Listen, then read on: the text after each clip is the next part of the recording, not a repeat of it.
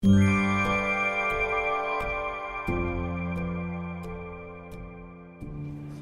bom dia a todos. Eu começo então por agradecer o convite que me foi feito e cabe-me a mim então passar para a última parte desta mesa os desafios, depois de tudo que foi percorrido nas três apresentações prévias.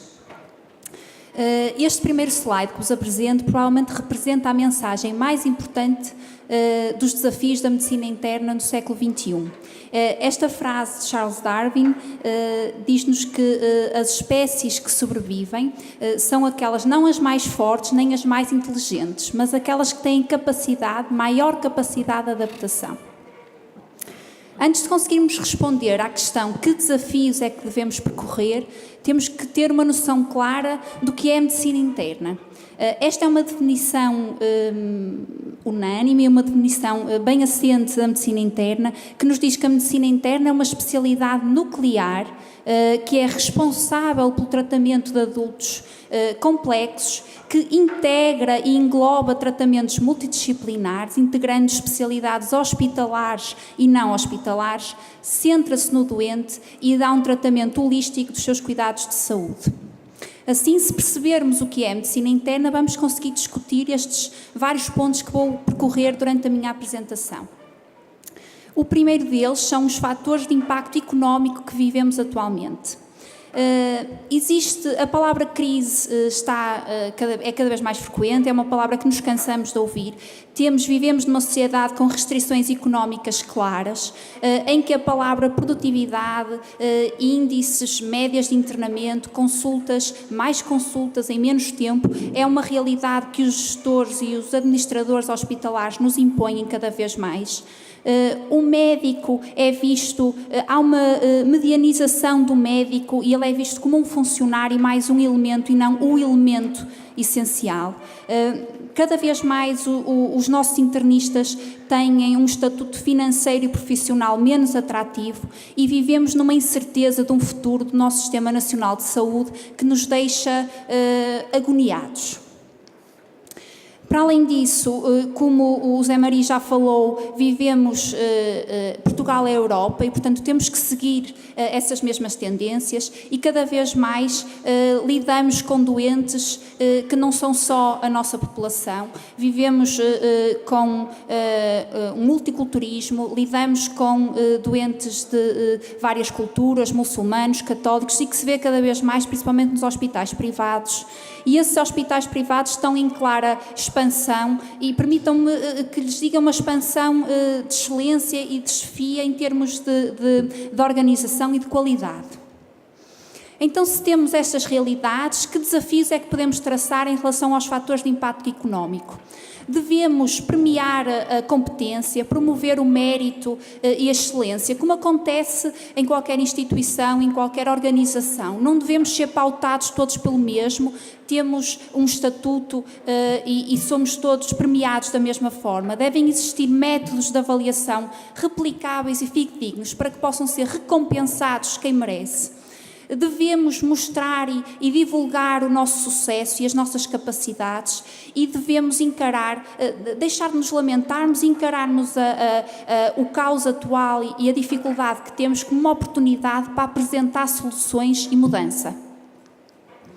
Devemos apostar no ambulatório, o ponto mais forte que neste momento tem capacidade de crescimento e se falamos em dinheiros devemos assumir o nosso papel na criação de uma medicina mais rentável e eficaz, que é a medicina baseada na evidência e é a medicina que qualquer internista deve seguir. É claro para todos, mais para uns que para outros, que a medicina realizada pela medicina interna, a medicina integrada, é mais económica do que acumular de especialidades autónomas. Várias especialidades médicas fica mais caro para o sistema do que ter um internista a gerir todo o doente e pedir pontualmente uma colaboração bem focada no objetivo que queremos. Em relação às características sociais e dos doentes, a sociedade e os doentes estão a nosso favor. Os doentes vivem mais, estão mais exigentes, As doenças sofreram uma mudança de paradigma de prognóstico e tratamento, o destaque para as doenças autoimunes ou VIH, e o doente e o cuidador quer e deve ser envolvido nos cuidados de saúde e deve poder escolher a especialidade que quer, e aqui centrar um bocado no que a Raquel falou, a importância do doente reconhecer o que somos para poder ele próprio ter opinião. Em relação à educação e formação dos médicos, dos internos de medicina interna, o que é que se pode dizer? Que desafio temos? Temos que tornar a nossa especialidade mais atrativa. O domínio de técnicas é fundamental, é importante. Destaco a ecografia, por exemplo, que está cada vez mais em moda. Dá-nos a capacidade e a autonomia em termos da prática da medicina. Deve ser uma melhor tecnologia, mas não maior. Devemos trazer para nós os melhores internos, os melhores IACs devem escolher a medicina interna, e nós só conseguimos isso se lhes dermos o exemplo, porque eles passam por nós meses na enfermaria e veem a nossa realidade, e é o problema que foi levantado já na palestra anterior, diz-nos isso mesmo. Devemos estimulá-los e mostrar-lhes o que temos de bom para sermos escolhidos. Devemos valorizar e premiar a formação pós-graduada e a formação de formadores, que é muito importante, e devemos dar ênfase à medicina interna na sua capacidade de liderança, comunicar e integrar com as outras especialidades. A produção científica e a investigação têm que ser adotadas pelo serviço, pelos diretores de serviço, como uma realidade obrigatória. Não podemos, deve haver tempo dedicado para isso e deve haver uma promoção para a investigação e para a publicação. E a medicina interna, sem dúvida, tem que ser um pilar no ensino dos alunos de medicina.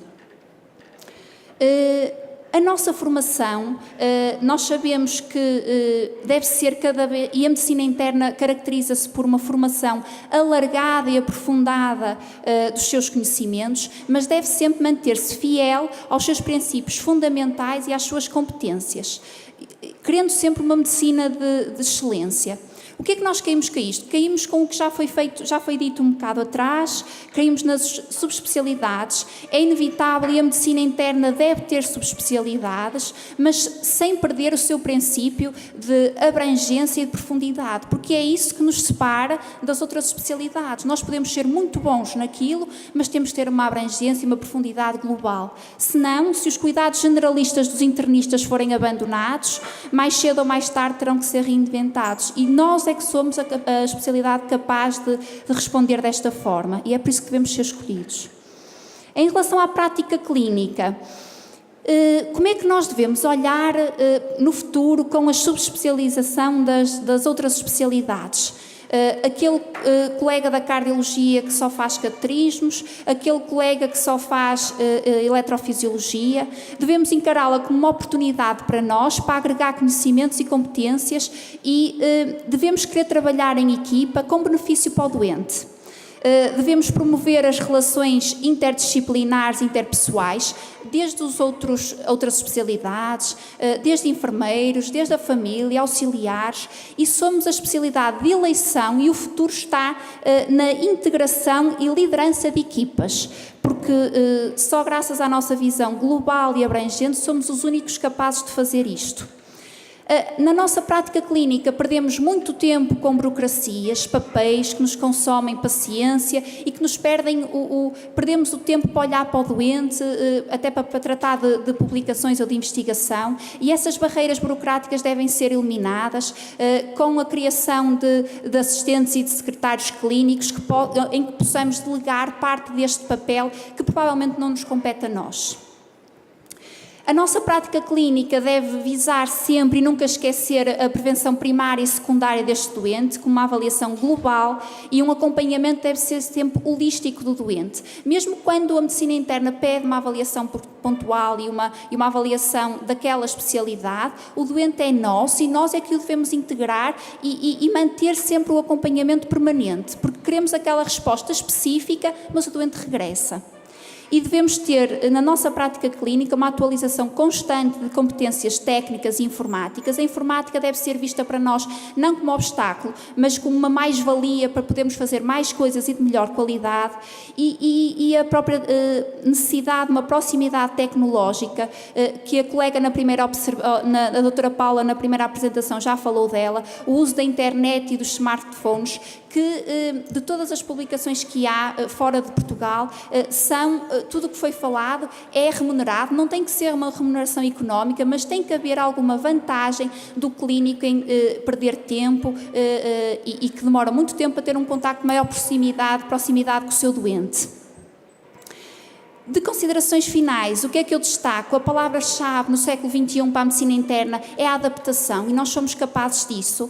Nós somos responsáveis, isto vai ter uma implicação muito forte no nosso futuro, da forma como as outras especialidades, os doentes e a sociedade nos veem. Nós é que somos responsáveis por isto. Devemos promover a evolução holística dos hospitais, onde vamos estar presentes nas decisões e devemos querer estar presentes. E devemos assumir que a medicina interna e a medicina integrada é o futuro do Sistema Nacional de Saúde. Este slide dá uma descrição do que é o internista, o que deve ser um internista, é o que eu acredito, e termino por dizer, numa sociedade em que toda a gente se queixa, acho que devemos pensar qual é a nossa responsabilidade na desordem de que nos queixamos. Muito obrigada.